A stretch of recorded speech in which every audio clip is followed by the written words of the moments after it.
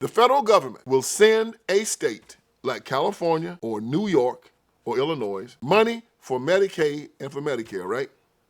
And they tell them, you better not use any of this money for illegal aliens ever. Okay? So what the state will do is they will then take all their Medicaid and Medicare money and use it for citizens. But then they'll take their state money and use it for illegal. They'll also take money that the federal government sends them for emergency room care until all the illegals come to the emergency room for free medical care. So the Republicans are saying you can't use any money, state or federal money, for illegals whatsoever. You are going to give that money to illegals. And so if you send us money, we're going to use that money for illegals also.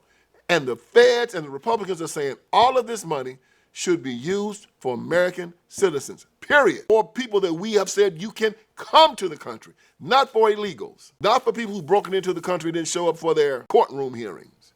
No, only for Americans. Republicans are saying, no, you can't use your state money for illegals. And the Democrats are saying, well, we'll shut the government down unless you allow us to do it. They need subsidies for Obamacare to give to illegals.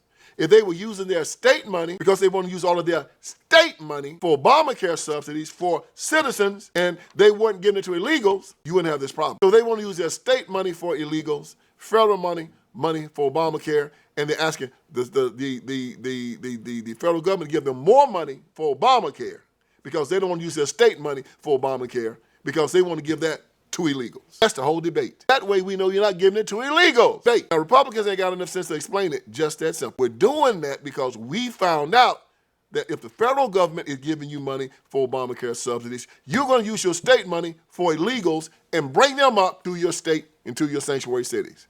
No, we're going to cut down on federal money for Obamacare subsidies, so you have to use your state money. And that way you won't be giving that money to these illegals.